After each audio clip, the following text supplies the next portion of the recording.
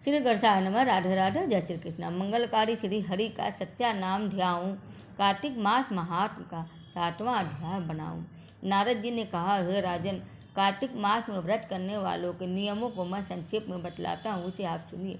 व्रती को सब प्रकार के आमिष, मांस, उड़द, राई, खटाई तथा नशीली वस्तुओं का त्याग कर देना चाहिए। व्रती को दूसरे अन्न का ग्रहण नहीं करना चाहिए, किसी से देश नहीं करना चाहिए और तीर्थ के अतिरिक्त अन्य कोई यात्रा नहीं करनी चाहिए। देवता, वेद, ब्राह्मण, गाय, व्रती, नारी, राजा तथा गुरुजनों की निंदा भी नहीं करनी चाहिए। व्रती को दाल, तिल, पकवान व दान किया हुआ भोजन ग्रहण नहीं करनी चाहिए। किसी की चुगली या निंदा भी नहीं करनी चाहिए। किसी भी जीव का मांस नहीं छूना चाहिए। पान, कट्टा, चूना, नींबू, मचूर, बासी तथा जूठे अन्न का भी प्रयोग नहीं करनी चाहिए।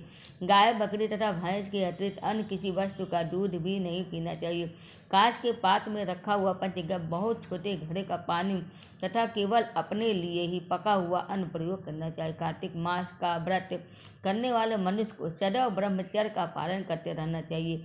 उसे धरती पर सोना चाहिए और दिन के चौथे पहर में केवल एक बार पत्तल में भोजन करना चाहिए। व्रती कार्तिक मास में केवल नरक चतुर्दशी के दिन ही, छोटी दीपावली जिसे कहते हैं, उसी दिन शरीर में तेल लगा सकता है। कार्तिक मास में व्रत करने वाले मनुष्य को सिंघाड़ा, प्याज, मट्ठा, गाजर, मूली, काशीफल, लौकी, तरबूज इन वस्तुओं का प्रयोग बिल्कुल नहीं करनी चाहिए। रजस्वला, चंडाल, पापी, मलेच्छ, पतिदेव, व्रतहीन, ब्राह्मण, द्रोही और नास्तिकों से बातचीत नहीं करनी चाहिए। भगवान विष्णु को प्रसन्न करने के लिए अपनी शक्ति के अनुसार चंद्रार्घ आदि का व्रत करना चाहिए और उपयुक्त नियमों का पालन करना चाहिए। व्रती को प्रतिपदा को कुम्हरा, द्वितीया को कटहर, तृतीया को तरोई और चतुर्थी को मूली, पंचमी को बेल, छठी को तरबूज और सप्तमी को आंवला, अष्टमी को नारियल, नवमी को मूली, दशमी को लौकी, एकादशी को परवल, द्वादशी को बेर, त्रयोदशी को मट्ठा, चतुर्दशी का गाजर तथा पूर्णिमा को साग का प्रयोग नहीं करना चाहिए। रविवार को आंवला का प्रयोग नहीं करनी चाहिए।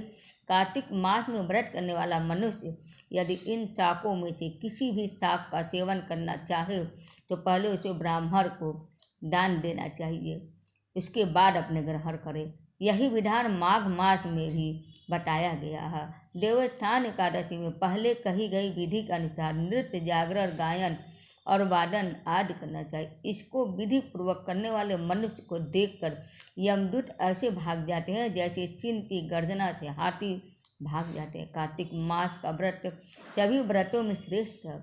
इसके अतिरिक्त जितने भी व्रत यज्ञ है वह 1000 की संख्या में किए जाने पर भी इसकी तुलना नहीं कर सकते, क्योंकि यज्ञ करने वाले मनुष्य को सीधा वैकुंठ की प्राप्ति होती है। जिस प्रकार राजा की रक्षा उसके अंग रक्षक करते हैं, इसी प्रकार कार्तिक माह का व्रत करने वाले की रक्षा भगवान विष्णु की आज्ञा से इंद्रादि देवता करते हैं। व्रती मनुष्य जहाँ कहीं भी रहता है वहीं पर उसकी पूजा होती है, उसका यश फैलता है। उसके निवास स्थान पर भूत, पिशाच आदि कोई भी नहीं रह पाते। विधि पूर्वक कार्तिक माह का व्रत करने वाले मनुष्यों के पूर्वों का वर्णन करने में ब्रह्मा जी भी असमर्थ है। यह व्रत सभी पापों को नष्ट करने वाला, पुत्र पौत्र प्रदान करने वाला और धन्य धान्य की वृद्धि करने वाला है। कार्तिक मास महात्म अध्याय 7वां संपूर्ण हुआ।